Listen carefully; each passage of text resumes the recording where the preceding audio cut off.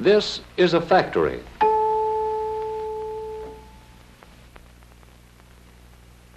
This is a machine in the factory. This is the workman who tends the machine in the factory.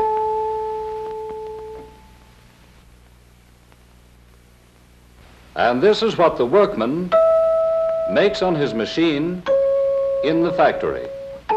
This is a widget. A widget might be a radio, a refrigerator, a musical instrument, or a motor car. A widget, you know, is just a symbol for any manufactured product that people use. Inside the widget factory, there are lots of widget-making machines.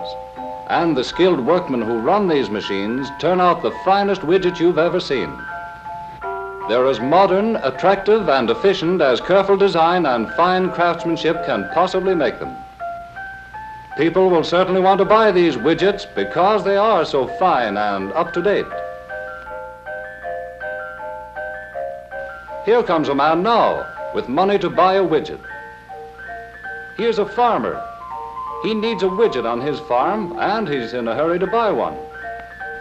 Here's your money, Mr. Widget Maker, and here's your widget, Mr. Farmer. That's all there is to it. The deal is completed. Everyone is happy. The widget maker has the money, and the farmer has his widget.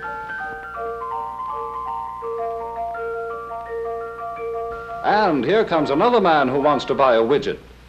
This man is a coal miner, and he's bringing his money with him. He wants his new widget right away, too.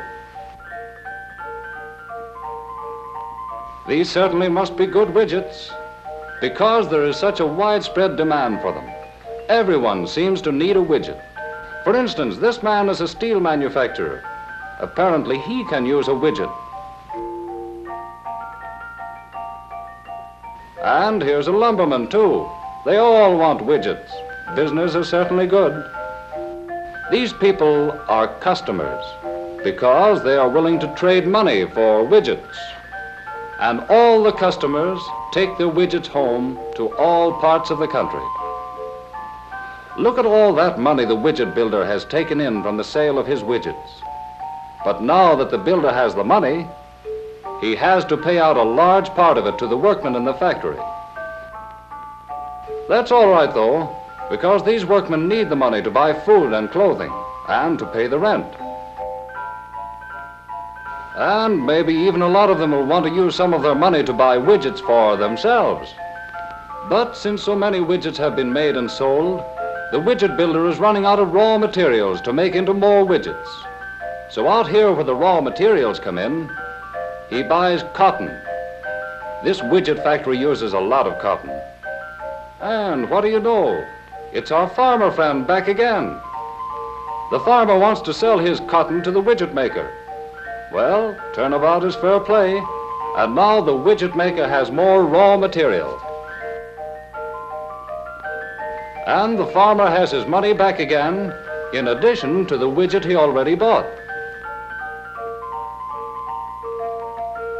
The widget maker needs coal and steel and lumber too.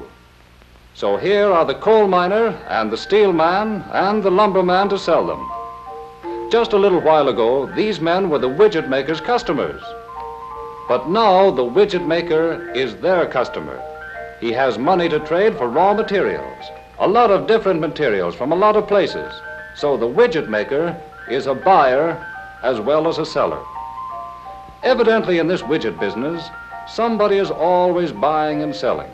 Everybody is somebody else's customer.